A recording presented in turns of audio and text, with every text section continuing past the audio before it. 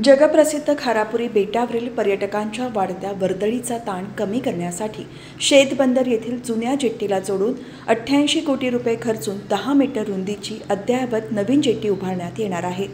पुरातत्व विभागाच्या मान्यतेनंतर या कामाला तातडीने सुरुवात केली जाणार आहे। एलिफंटा या जागतिक कीर्तीच्या बेटावरील काळ्या पाषाणात कोरलेल्या अद्भुत लेण्यांचा वर्ल्ड हेरिटेजमध्ये समावेश आहे। भगवान शिवाची विविध रूपे असलेल्या या लेण्या पाहण्यासाठी वर्षभरात जगभरातून सुमारे 20 लाखांहून अधिक पर्यटक येथे हजेरी लावतात। यामध्ये दरवर्षी वाढ होत असली तरी पर्यटकांना देण्यात येणाऱ्या सोयीसुविधांची वानवा आहे।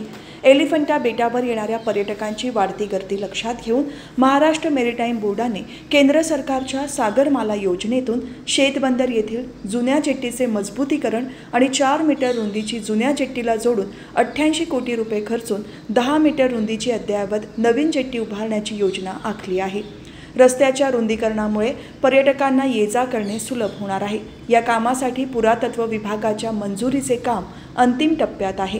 पुरातत्व विभागाच्या मान्यतेनंतर लगेच या कामाला सुरुवात केली जाणार असल्याची माहिती महाराष्ट्र मेरीटाईम बोर्डाचे कार्यकारी अभियंता सुधीर देवरे यांनी दिली।